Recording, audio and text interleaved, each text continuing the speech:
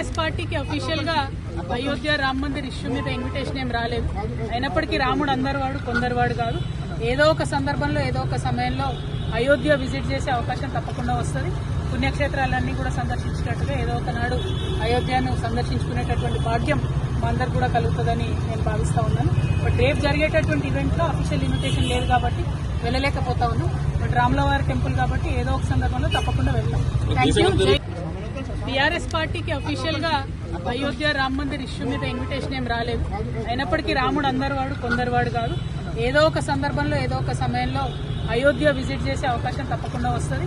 పుణ్యక్షేత్రాలన్నీ కూడా సందర్శించేటట్టుగా ఏదో ఒక నాడు అయోధ్యను సందర్శించుకునేటటువంటి భాగ్యం మా అందరు కూడా కలుగుతుందని నేను భావిస్తా ఉన్నాను. బట్ రేపు జరిగేటటువంటి ఈవెంట్ లో అఫీషియల్ ఇన్విటేషన్ లేదు కాబట్టి వెళ్ళలేకపోతా ఉన్నాం. బట్ రాములవారి టెంపుల్ కాబట్టి ఏదో ఒక సందర్భంలో తప్పకుండా వెళ్తాం. Thank you. టీఆర్ఎస్ పార్టీకి అఫీషియల్ గా అయోధ్య రామ మందిర్ ఇష్యూ మీద ఇన్విటేషన్ ఏం రాలేదు. అయినప్పటికీ రాముడు అందరు వాడు కొందరు వాడు కాదు. ఏదో ఒక సందర్భంలో ఏదో ఒక సమయంలో అయోధ్య విజిట్ చేసే అవకాశం తప్పకుండా వస్తుంది.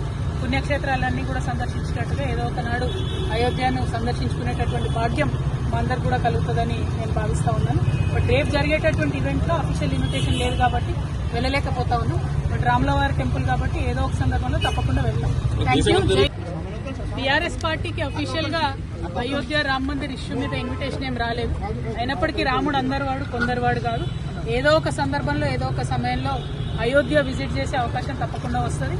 పుణ్యక్షేత్రాలన్నీ కూడా సందర్శించేటట్టుగా ఏదో ఒక నాడు అయోధ్యను సందర్శించుకునేటటువంటి భాగ్యం మా అందరు కూడా కలుగుతుందని నేను భావిస్తా ఉన్నాను. బట్ రేపు జరిగేటటువంటి ఈవెంట్ లో అఫీషియల్ ఇన్విటేషన్ లేదు కాబట్టి వెళ్ళలేకపోతా ఉన్నాం. బట్ రాములవారి టెంపుల్ కాబట్టి ఏదో ఒక సందర్భంలో తప్పకుండా వెళ్తాం. Thank you.